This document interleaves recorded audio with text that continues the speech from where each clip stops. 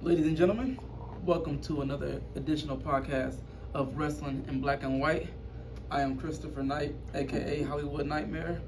My co-star and guest right here. Oh, you're gonna have me say it? All right.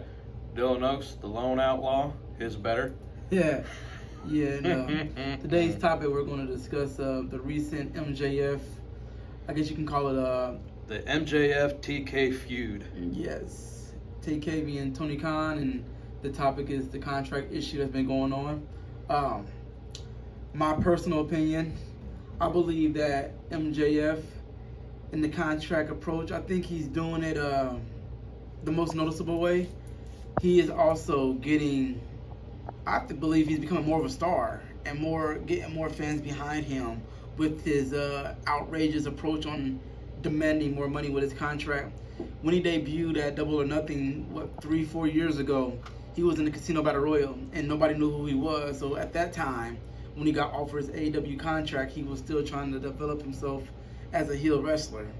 Even though people might have known him on the indie scene, being in that mainstream outlook, it was different. And of course, with him not having a major name, it was easy to just give him pretty much anything and he'll accept it. You fast forward 3.5-4 years later, MJF has complicated himself to like a megastar, especially in that industry. In AEW itself, I believe he is the top heel. Chris Jericho switches back and forth between heel and babyface, but if you outside of MJF, there is no real legit heel. And I think because of that, and because of the way he's made his character into another major star, a major player, that's demanding more money than what he's already getting. Anybody could have waited till their contract came up and it was time for that extension.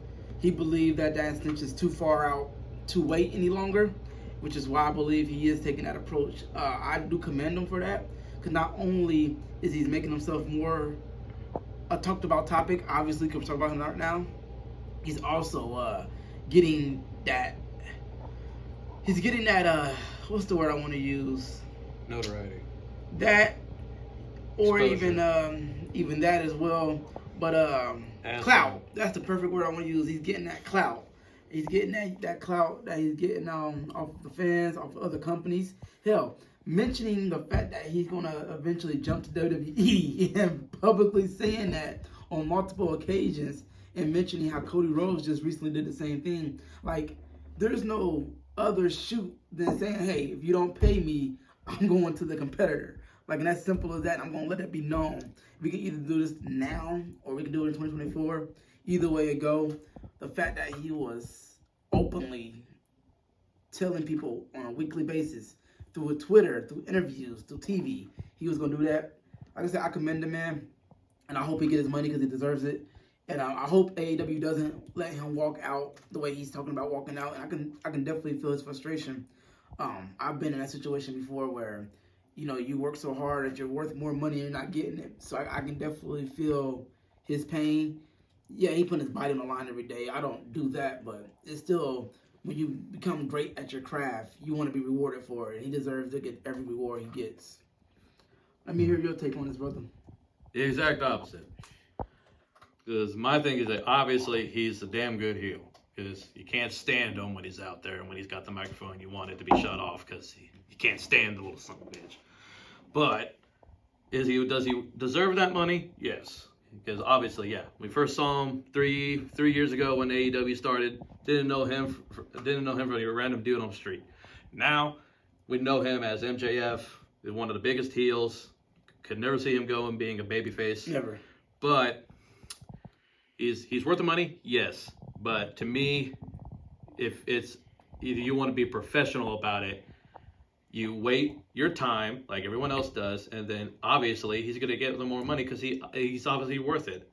He just got the starter contract like every other random guy that's got no baggage behind him. He doesn't have any like accolades of being a champion in New Japan or TNA or WWE. He doesn't have any of that like some of the other guys do.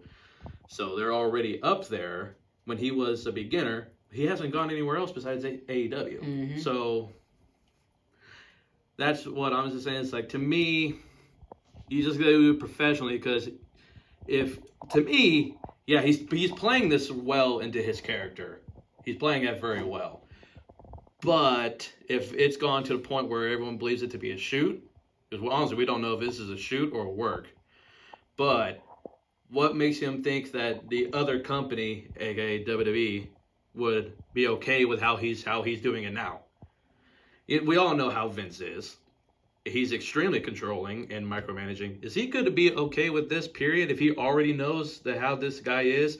I mean, there were reports and people in like conspiracy theories on whether or not he was going to show up for Double or Nothing. Mm-hmm. Like, so we got this guy who is angry about his contract, and all he's got to do is wait 2 more fucking years.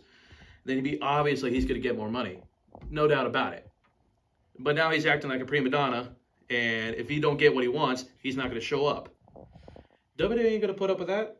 TNA ain't going to put up with that. New Japan ain't going to put up with that. If so, to me, yeah, it's a bold move to do it that way. It could work for him, but at the same time, it could burn him. Okay. Before he even gets started, he might just burn all his bridges before he even leaves. Let me ask you a question, okay?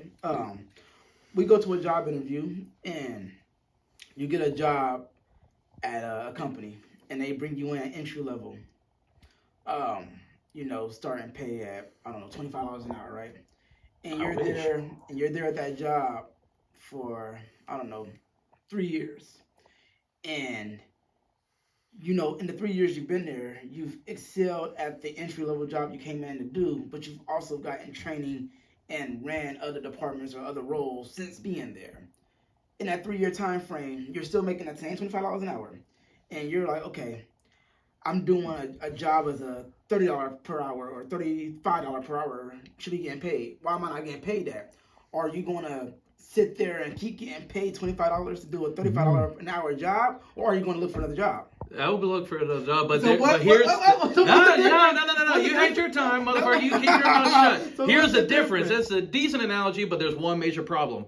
MJF is on a contract for a serious time limit. He has a contract. Oh, okay. We as don't have contracts. Okay, We're in a spot, and if there is a position where that's what he's getting paid for, then he can go for that position. If he don't get that position, then he's making the money that he's in. And if he's making the money that he's in, then he don't need to do the other work. And he can tell them that way. Question. How many contracts have you seen, even in, all sports, not just wrestling, but how many contracts do you see people get extensions before their contract is even expired?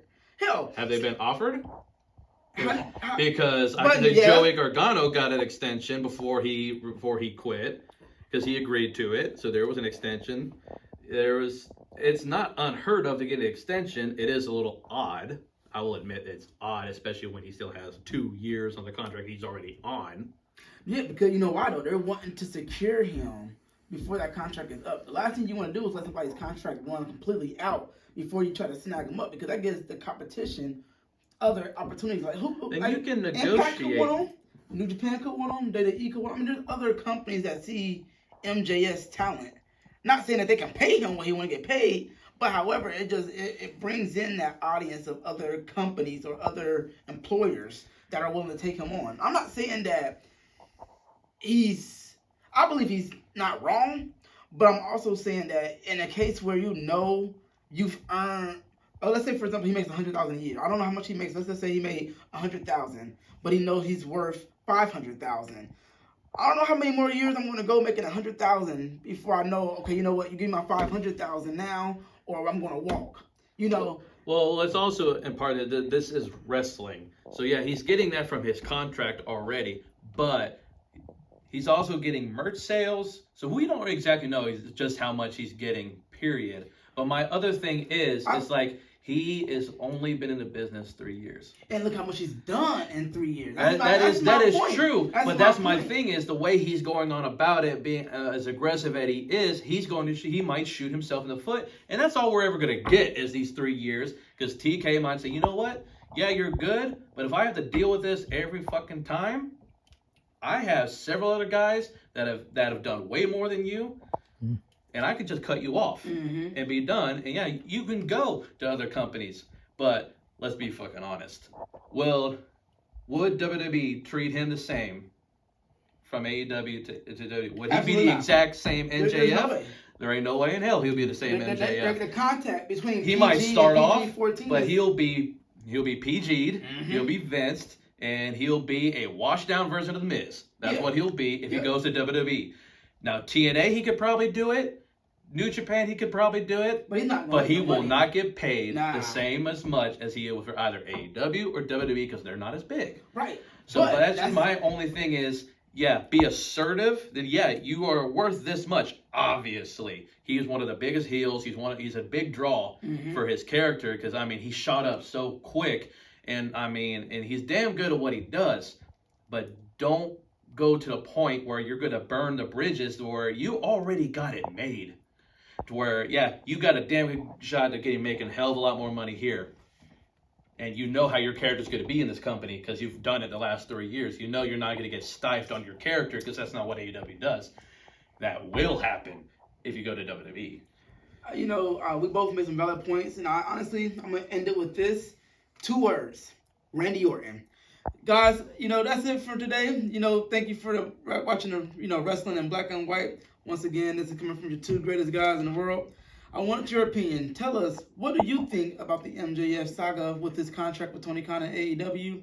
Thank you for watching. Tune in next time.